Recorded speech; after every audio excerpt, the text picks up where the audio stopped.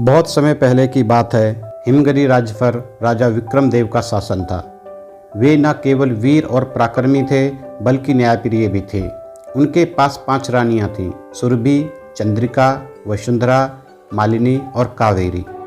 हर रानी अपनी खूबियों के लिए प्रसिद्ध थी, लेकिन जब बात सत्ता और प्रेम की आई तो एक ऐसी साजिश रची गई जिसने पूरे राज्य को हिलाकर रख दिया। एक दिन राजा विक्रमदेव ने दरबार में घोषणा की, मेरी प्रिय रानियों, मैं तुम सभी से प्रेम करता हूँ, लेकिन राज्य की महारानी का पद केवल एक को ही मिल सकता है। जो भी मुझे सबसे अनमोल उपहार देगी उसे मैं अपनी महारानी घोषित कर दूंगा। यह सुनकर 5 रानियां सोच में पड़ गईं। हर कोई राजा को प्रभावित करना चाहती थी। उन्होंने अपनी अपनी तैयारियां शुरू कर दी। रानी सुरभि ज्ञान की देवी, दुर्लभ ग्रंथ और पुरानी पांडुलिपियां खोज कर लाई। रानी चंद्रिका कला प्रेमी, राजा का एक ऐसा चित्र बनाया जो देखने में सजीव लगता था। रानी वसुंधरा प्रकृति प्रेमी, दुर्लभ औषधियाँ और पौधे राजा को भेंट किए। रानी मालिनी योद्धा, हीरे मोती से जड़ा एक अनोखा तलवार बनवाया। रानी कावेरी सरल लेकिन बुद्धिमान, उसने राजा को बस एक कटोरी जल दिया। राजा ने पूछा, तुमने सिर्फ जल क्यों दिया? रानी कावेरी मुस्कुराई और बोली, राजन, ज्ञान, कला, धन और शस्त्र सब अनमोल है, लेकिन जल जीवन का मूल है। इसके बिना कोई जीवित नहीं रह सकता। मैं आपको वह चीज़ देना चाहती थी जो सबसे ज़रूरी हो। राजा मुस्कुराए और बोले, कावेरी, तुमने सच में सबसे अनमोल उपहार दिया है। तुम ही मेरी महारानी बनोगी। लेकिन यह फैसला बाकी रानियों को पसंद नहीं आया। महल में षड्यंत्र और विश्वासघात की साजिश रचने लगी। रानी मालिनी और चंद्रिका इस फैसले से क्रोधित थीं। उन्होंने सोचा, हमने इतनी मेहनत की फिर भी हमें महारानी बनने का हक नहीं मिला। दोनों ने मिलकर एक भयानक योजना बनाई। एक रात जब पूरा महल सो रहा था, मालिनी और चंद्रिका ने मिलकर कावेरी को मदिरा में नशीला पदार्थ मिलाकर पिला दिया।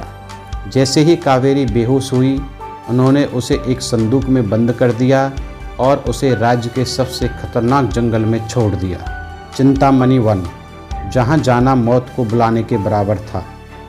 जब कावेरी की आंखें खुली तो उसने खुद को एक अंधेरे जंगल में पाया। यह मैं कहाँ आ गई? यह कोई साधारण जंगल नहीं था, यह था चिंतामणि वन, जिसे श्रापित माना जाता था।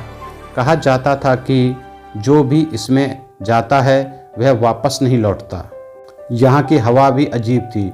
जैसे ही कावेरी ने चलना शुरू किया, उसे महसूस हुआ कि कोई छाया उसे देख रही थी। भटकते भटकते कावेरी को एक बुढ़िया मिली जो बहुत विचित्र थी। बेटी, तुम यहाँ कैसे आ गई? कावेरी ने अपनी आपबीती सुनाई। बुढ़िया ने उसे एक जादुई मोती दिया और कहा, यह मोती तुम्हें सच का रास्ता दिखाएगा, लेकिन अगर तुम लालच या डर के शिकार बनी तो यह तुम्हारी बर्बादी भी कर सकता है। कावेरी ने मोती लिया और जंगल से बाहर निकलने की कोशिश करने लगी। जब राजा को पता चला कि कावेरी गायब हो गई है तो वह बहुत गुस्से में आ गए।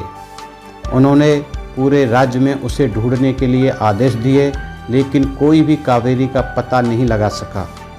इस बीच रानी सुरभि ने राजा को प्रभावित करने की कोशिश की।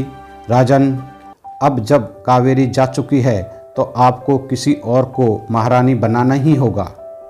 लेकिन राजा विक्रमदेव अब किसी पर भरोसा नहीं कर पा रहे थे। कई हफ्तों की कठिनाइयों के बाद कावेरी चिंतामणि वन से सुरक्षित वापस महल पहुंची। जैसे ही उसने महल में कदम रखा, जादुई मोती चमकने लगा और उसकी रोशनी ने महल के हर कोने को घेर लिया। राजा और दरबारियों ने देखा कि मालिनी और चंद्रिका ने मिलकर उसे जंगल में फेंक दिया था। राजा ने क्रोध में आकर दोनों रानियों को बंदी बनाने का आदेश दिया। पर असली खेल तो अब शुरू हुआ था। अचानक ही महल में अजीब घटनाएं घटने लगीं। राजा के भोजन में जहर मिला हुआ पाया।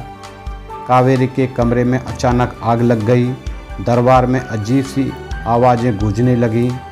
यह साफ था कि कोई अदृश्य शत्रु था जो कावेरी को मारना चाहता था। राजा ने गुप्त रूप से जांच करवाई और पता चला कि यह सब सुरभि की चाल थी। सुरभि को लगता था कि अगर मालिनी और चंद्रिका हट जाएंगी तो वह अकेली महारानी बनेगी। राजा ने उसे दरबार में बुलाकर पूछा, सुरभि, यह क्या तुमने किया? सुरभि ने स्वीकार किया कि उसने कावेरी को मारने की साजिश रची थी। राजा ने उसे राज से निष्कासित करने के लिए आदेश दिया और घोषणा की, जो सच और सादगी में विश्वास रखता है वही असली विजेता होता है, इसलिए मेरी महारानी हमेशा कावेरी ही रहेगी। इसके बाद राज्य में शांति लौट आई। कावेरी को केवल महारानी ही नहीं बल्कि सहशासक भी बना दिया गया। राजा और कावेरी ने मिलकर हिमगिरी राज्य को एक नया स्वर्ण युग दिया। बाकी रानियां भी अपने अपराधों की सजा भोगकर राज सेवा में लग गईं। इस कहानी से हमें सीख मिलती है कि सच्चाई कभी छुप नहीं सकती और जो सही होता है उसकी जीत अवश्य होती है।